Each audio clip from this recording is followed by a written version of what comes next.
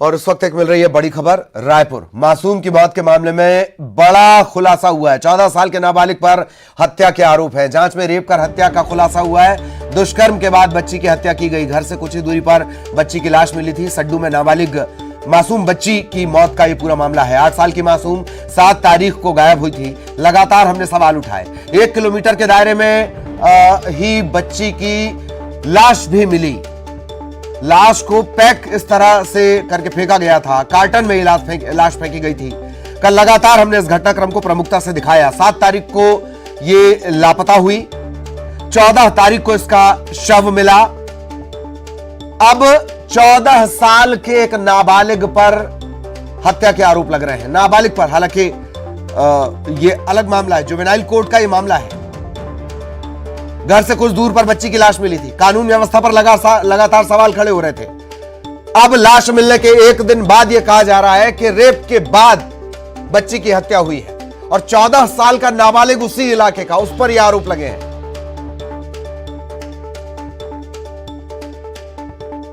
शुरुआत में ही इस पूरी पड़ताल में, इस पूरी जांच में पुलिस की थ्योरी, पुलिस का पेंच हद से ज्यादा कमजोर। बहरहाल ममता हमारे साथ जुड़ी हुई है। ममता, बड़ा अपडेट और क्या कुछ अभी पुलिस के पास जो इस तरफ इशारा करता है कि हत्यारा या जो आरोपी है वो नाबालिग है?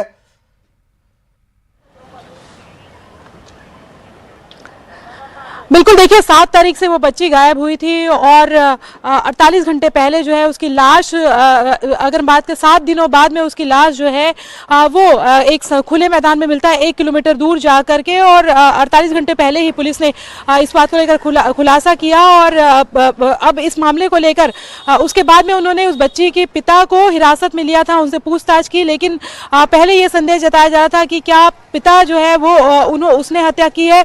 अब लेकिन पूरी स्टोरी जो है वो सामने आ गई है, पूरा खुलासा हो गया है।